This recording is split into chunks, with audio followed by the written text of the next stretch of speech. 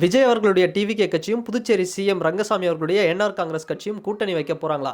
அப்படி வச்சாங்கன்னா பாண்டிச்சேரி அதாவது புதுச்சேரி ஃபுல்லாகவே வந்து விஜய் அவர்களுடைய கொடி தான்ப்பா ஓங்கி இருக்கும்.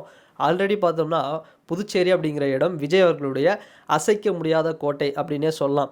ஏன்னா அந்த கட்சிக்கும் டிவிகேவுக்கும் புதுச்சேரிக்கும் உண்டான அந்த ஒரு பாண்டிங் அப்படிங்கிறது இன்றைக்கி நேரத்தில் ஒரு 20 வருஷத்துக்கு மேலே அப்படிங்கிறதே வந்து அந்த ஃபவுண்டேஷன் ஸ்டார்ட் ஆயிடுச்சு. அப்படி ஒரு இடம்.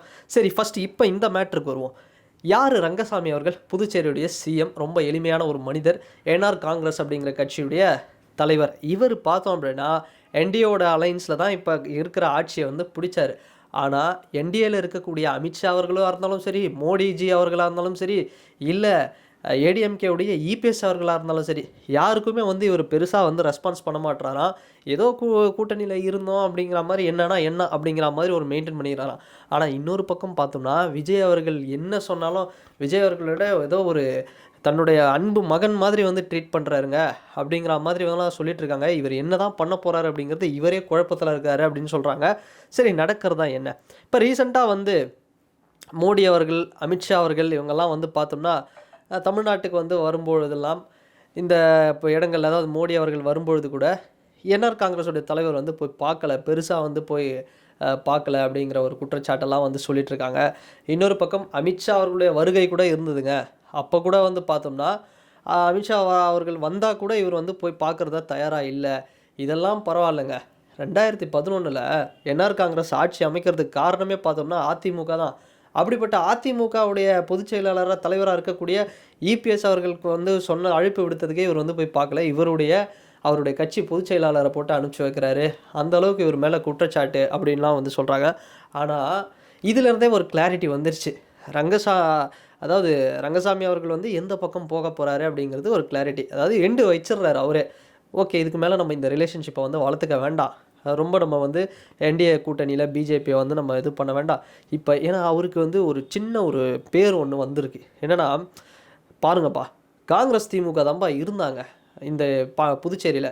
ஆனால் பிஜேபியுடைய ஒரு கூட்டணி வச்சு பதவிக்காக, இவரோட சுயநலத்துக்காக இவர் இந்த மாதிரி ஒரு வேலை பண்ணிட்டார் அப்படிங்கிற குற்றச்சாட்டு இவர் மேலே இருந்ததுன்னு வச்சுக்கோங்க. ஆனால் அதையெல்லாம் உடச்சி மாற்றுற அளவுக்கு இன்றைக்கி பிஜேபி கூடயும் ஏடிஎம்கே கூடயும் ஒரு டிஸ்டன்ஸ் மெயின்டைன் பண்ணி டிவிகே பக்கம் வரப்போகிறாரு அப்படிங்கிற மாதிரி கிட்டத்தட்ட கன்ஃபார்ம் ஆயிருக்குன்னே வச்சுக்கோங்களேன். சரி, இந்த பக்கம் நம்ம வருவோம்.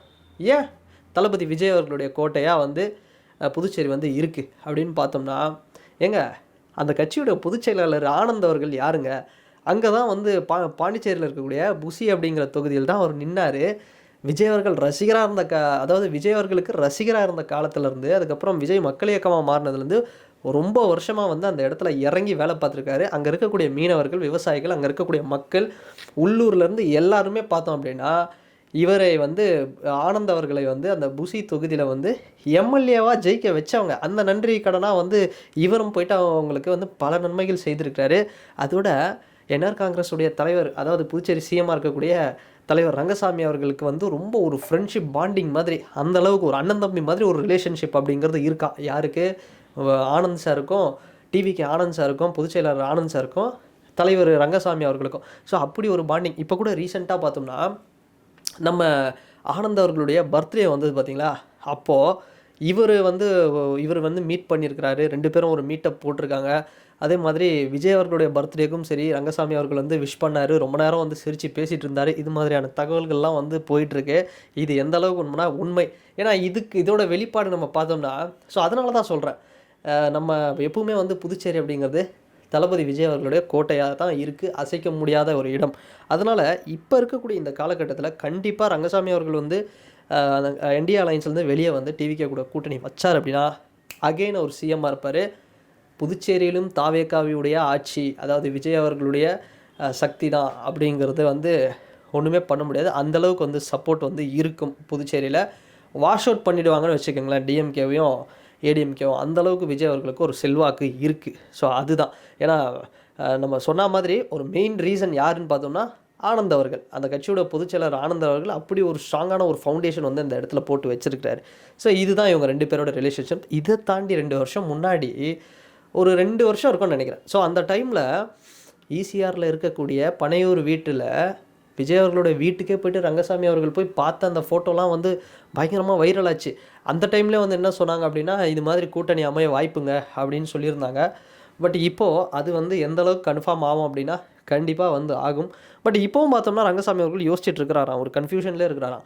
என்டிஏலேயே கண்டினியூ பண்ணலாமா இல்லை விஜய் அவர்கள்கிட்ட போகலாமா அப்படின்னா, இது வந்து அவர் என்னதான் யோசித்தாலும் எனக்கு தெரிஞ்சு மக்கள் விரும்பும் முதல்வர் வேட்பாளர் விஜய் அப்படிங்கிற மாதிரி புதுச்சேரியுடைய மக்களுடைய விருப்பம் எதுவாக இருக்கும்னு பார்த்தா கண்டிப்பாக விஜய் அவர்களுடைய அலைன்ஸில் ரங்கசாமி அவர்கள் வரணும்ன்றது தான் மக்களுடைய கோரிக்கையாக இருக்கும். ஸோ அதன் மூலயமா அவர் இதுக்கு முன்னாடி என்டிஏ கூட வச்ச அந்த ஒரு அலைன்ஸ், அந்த ஒரு தவறை அதை வந்து சரி செய்கிறதுக்கான இன்னொரு வாய்ப்பாக இருக்கும், அமையும் அப்படின்னே சொல்லலாம். ஸோ அப்படி பார்த்தோம் அப்படின்னா தமிழகத்தில் தளபதி சிஎம்மாக இருப்பார் விஜய் அவர்கள்.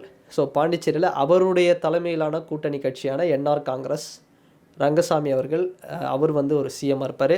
ஸோ புதுச்சேரியிலும் சரி தமிழகத்திலும் சரி தாவேக்காவின் கொடி மிக உயரத்தில் பறக்கும் அப்படிங்கிற ஒரு வாய்ப்பு அப்படிங்கிறது கண்டிப்பாக ஒரு சூழல் வந்து ஏற்பட போகுது. அது நம்ம இன்னும் அப்கமிங் மந்த்ஸில் வந்து கன்ஃபார்மாக வந்து நம்ம பார்க்கலாம். ஸோ இந்த தொகுதி பங்கீடு அதெல்லாம் வந்து சொல்ல முடியாது. நம்ம ஆனந்த் அவர்கள் கூட வந்து பார்த்தோம்னா அங்கே ஒரு பெரிய இறங்கி வேறு லெவலில் ஒரு சம்பவம் பண்ணார். இப்போ ரங்கசாமி அவர்கள் மாதிரி ஒருத்தர் இல்லைனா கூட ஆனந்த் சார் வந்து அந்த இடத்துல வந்து சிஎம்ஐ போடலாம். ஆனால் ஆனந்த் சார் வந்து ஒரு நட்சத்திர வேட்பாளர்.